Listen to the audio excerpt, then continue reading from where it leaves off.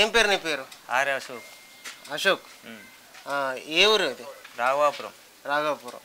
మరి పార్లమెంట్ ఎన్నికలలో ఏ అభ్యర్థి కోటేద్దాం అనుకుంటారు? మాకు ఆనాటి నుంచి ఇప్పుడు 10 ఏళ్ళ నుంచి మాత్రం ఈ కిరణ్ అన్నే ఎక్కువ ఊరుకు తిరుగుతుండు, ఈ పల్లె పల్లె తిరుగుతుండు.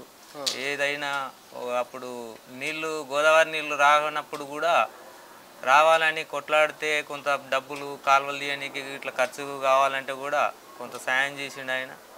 అప్పటి నుంచి అయినా కిరణ్ అన్న వస్తుండు, ప్రతి గ్రామానికి తిరుగుతున్నాడు. ఆయనకే ఓటేద్దామని మేమంతా ఆలోచనలోనే ఉన్నాం. ఎందుకే ఇప్పుడు మీకు కిరణ్ అన్నకి ఎందుకు ఓటేయాలనుకుంటారు? ఇప్పుడు బూర నరసయ్య గౌడ్ ఉన్నాడు కదా. బూర నరసయ్య గౌడ్ ఇదివరకు ఎంపీ కూడా చేసిండు.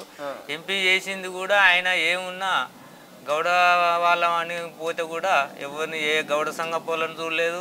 ఈ గౌడ వాళ్ళని రాగానే చేయాలన్నా నేను చేసేది ఉందా అనే గౌడ పేరు చెప్పుకొని వస్తున్నారు అనే మాటలు కూడా చెప్పిండు ఆయన. అట్లా అన్నాడా? ఇప్పుడేం మరి గౌళ్ళు నాకే ఓటేస్తారు, గౌళ్ళని నాకే వేస్తారు అనుకుంటే ఏ గౌడ్స్ కూడా ఆయనకు రెస్పాండ్ లేరు. అప్పటి నుంచి కూడా ఆయనకు ఎవరు లేరు. ఏదో టీఆర్ఎస్ ప్రభుత్వం అప్పుడు గాలిలో వచ్చినట్టు వస్తుంది కాబట్టి ఆయన తీసుకొచ్చి లేబెట్టారు తప్ప ఆయన గెలిచినాక కూడా ఏ ఒక్కరికి కూడా ఆయన అటెండ్ కాలేదు. ప్రతి కాడ కూడా ప్రతి ఊర్లో కూడా ఊర నరసయ్య గౌడ్ ఎంపీ గెలిచిండు అనే దాని మీదే తెలుసు. కానీ ఇప్పటి వరకు ఆయన ఎన్నడూ ఏ ఊరికి వచ్చి కూడా ఏ సాయం అందలేదు, ఏ ఒక్కరికి కూడా ఏ చేయలేదు. ప్రతి మండలం మొత్తంలో కూడా గౌడ సంఘాలు ఉన్నాయి. గౌడ సంఘాలు కూడా ఏదో మన గౌడ బంగ్లా కట్టుకుందామనో ఏదో సంఘం కట్టుకుందామని పోయినా కానీ ఎవరిని రెస్పాన్స్ చేయలేదు. గౌడ అప్పుడు బీఆర్ఎస్ నుంచి గెలిచిండు కదా ఎంపీగా, ఇప్పుడు బీజేపీ నుంచి బరిలో నిలబడ్డాడు. ఈ బీజేపీ నుంచి అంటే మన ఏరియాలోనే బీజేపీ అనేది చక్కగా లేదు.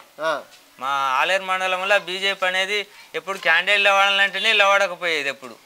ఇది ఇప్పుడు ఏదో కొత్తగా ఆయన సరే లవాడ్డా కానీ బీజేపీ అనేది మా ఏరియాలో రాదు. ఇప్పుడు కాదు, ఎప్పుడు కూడా రాదు. ఏమున్నా అప్పుడు కాంగ్రెస్ టీఆర్ఎస్ ఈ రెండు మధ్యలోనే ఉన్నది. ఇప్పటికి కూడా కాంగ్రెస్ ప్రభుత్వం మీదకి వచ్చింది కాబట్టి కాంగ్రెస్ గెలిపించుకుంటేనే ఏమన్నా పనులు అయితే ఆయన ఆలోచన మీద మోడీని చూసి ఓటేరు నాకైనా అడుగుతాండి ఆయన. ఆ మోడీ చేసింది కూడా లేదు. ఆయన 2000 ఇస్తా అంటుండు, ఇంతవరకు ఎవరు అకౌంట్లో పడలేదు. ఎవరికో 100% అకౌంట్లో మీ అకౌంట్లో పడ్డాయి 15 లక్షల రూపాయి కూడా పడలేదు. ఆయన ఆనాటి నుంచి చెప్తుండు కానీ ఇంతవరకు ఎవరికి రూపాయి పడలేదు. ఎవరో ఊరికో నలుగురికి పడుతున్నాయి తప్ప మిగతా అన్నీ వేస్ట్గానే ఉన్నాయి. అంతేనా? మోడీ అంటే ఇక్కడ కిరణ్ అన్న గెలిచిండు అనుకో, కేంద్రంలో రాహుల్ గాంధీ ప్రధాని అవుతాడు అంటున్నారు. కాంగ్రెస్ రావాలా బీజేపీ రావాలి? ఈసారి ఖచ్చితంగా కాంగ్రెసే వస్తుంది. సెంట్రల్లో కూడా మన ప్రభుత్వం రేవంత్ రెడ్డి ద్వారా కూడా ఏ పనులైనా అయితే కాంగ్రెస్ ఖచ్చితంగా ఈసారి ప్రభుత్వం అన్ని పథకాలు అందుతాయి. ఇప్పుడు అందుతానే? ఇప్పుడు కూడా 100 రోజులు అవుతుంది కదా, 100 రోజులు అవుతున్నాయి. ఇప్పుడు మొన్ననే ఇప్పుడు పింఛన్లు కూడా పెడతా అంటుండు. మనకు బస్ సౌకర్యం ఇచ్చిండు అందరికి, గ్యాసులు ఇచ్చిండు. గ్యాసులు కూడా 500 మాఫ్ చేసిండు. కరెంట్ బిల్లు 200 యూనిట్లు అంటే ఇప్పుడు కట్టేటోళ్ళే లేరు. ఈడ అప్పుడు వచ్చినాయి అంటే ఒక 1,00,000 రూపాయల దాకా జమ అయ్యేది. ఇప్పుడు 10,000 కూడా కట్టేటోళ్ళు లేరు. ప్రతి ఒక్కరిది కరెంట్ బిల్లు లేకుండానే మాఫ్ చేసిండు. ఈ 6 గ్యారంటీలు మంచిగా 100 రోజుల పాలన ఎట్లా? 100 రోజుల పాలనలో మంచిగా నడుస్తున్నాయి. ఈ 6 గ్యారంటీలు ఖచ్చితంగా నడుస్తున్నాయి. కేసీఆర్ కంటే ఈ ప్రభుత్వం కేసీఆర్ ఏ గ్యారంటీలు ఇచ్చింది ఇప్పుడు ఏం రాలేదు. దళిత బంధు అన్నాడు, మా ఊర్లో ఒకరికి రాలే. ఇక ఆయన టీఆర్ఎస్ క్యాండిడేట్ పేరు తెలుసా? ఇప్పుడు నిలబడ్డాయన పేరు ఆయన మొత్తానికే తెలియదు. ఇప్పుడు నిన్నయాల పేరు చెప్తున్నారు. ఆయన ఎవరో కూడా తెలియదు. ఏదో మల్లేష్ యాదవ్ అని నిన్నయాలంటారు. కానీ ఆయన ఇంతవరకు మరి టీఆర్ఎస్ నుంచి ప్రభుత్వం ఉన్నప్పటి నుంచి కూడా మరి ఎన్నడూ కనవాలే. కొత్తగా తీసుకొచ్చారు. ఆయన పోటీలో లేనట్టే. ఆయన పోటీలు ఉంటే ఆయన ఎవరు అనేది తెలియదు. అంతేనా? మీకంతా అంటే కిరణ్ అన్న అప్పుడప్పుడు వచ్చి కిరణ్ అన్న ఈడికి మా ఊరికి ఒక 50 సార్లు రావచ్చు అంతే. అట్లా అన్ని గ్రామాలు ప్రతి గ్రామం తిరిగిండు. ఇటు కోనపాకు వచ్చిండు, ఇటు పసరమట్ల పోయిండు, చేర్యాలు తిరిగిండు, జనగాంలో తిరిగిండు, ఆలేరుకు వచ్చిండు. చాలా ఊరుకు తిరిగిండు ఆయన.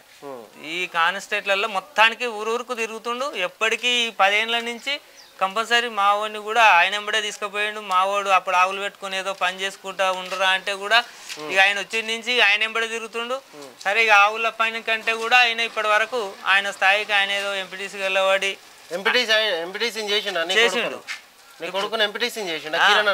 కిరణ్ అన్ననే ముందు తిరిగి లవడం అని చేపించిండు. ఫస్ట్ వార్డ్ మెంబర్గా లేవాడు అంటే వార్డ్ మెంబర్గా గెలిచిండు.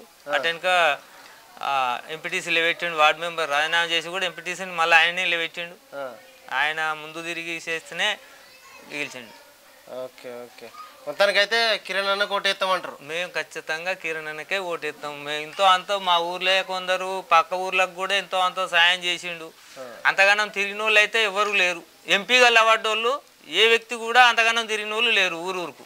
ఓకే, ముగ్గురు ఇట్లా రైట్. మిగిలిన వాళ్ళు అయితే కొత్త ఆయన టీఆర్ఎస్ ఆయన తెలియదు అంటారు. ఆయన మొత్తమే తెలియదు. నేను కాదు ఇంకా ఊర్లో ఎవరికి కూడా తెలియదు, ఏ ఊర్లో తెలియదు. ఆయన బీజేపీ ఆయన ఏమో అంతకుముందు ఉన్నాడు కాబట్టి ఆయన పేరు అంతే. నిలబడి బాగా పనులు చేసిండా మరి? ఏ పని చేసింది లేదు ఆయన, అంతే. ఉట్టి కథ.